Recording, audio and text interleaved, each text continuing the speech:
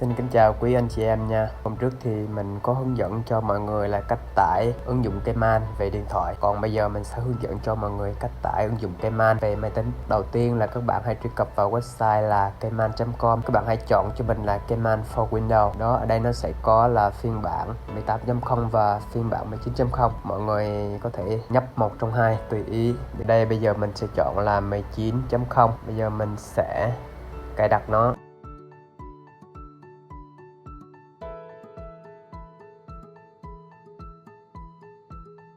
Ở bên tay phải logo Cayman, có chữ Cayman, mọi người nhấp vào đó. Bây giờ mình sẽ tiến hành vào việc cài đặt ngôn ngữ tiếng Peru. Rồi,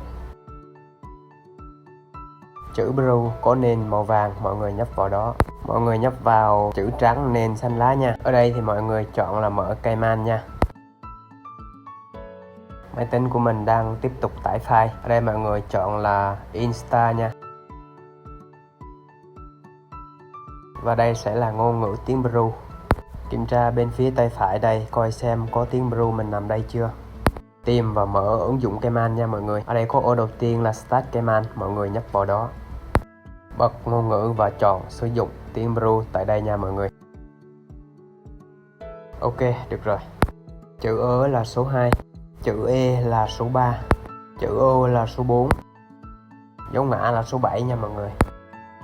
Dấu sắc là số 8. Bây giờ mình sẽ đánh thử một bài thanh ca cho mọi người có thể là dễ hình dung nha. Ở đây mọi người có thể thấy là có hai dấu mà thôi, đó là dấu ngã và dấu sắc.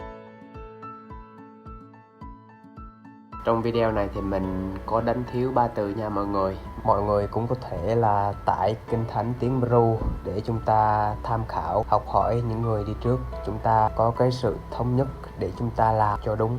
Mình làm cái video hướng dẫn này không chỉ là dành cho những người đam mê làm vlog mà nó cũng có thể là một cái tư liệu cho con em của chúng ta sau này. Giờ rồi mình xin kết thúc video hướng dẫn tại đây. Xin kính chúc ông bà, anh chị em và các bạn một ngày Thanh Nhật vui vẻ và an lành.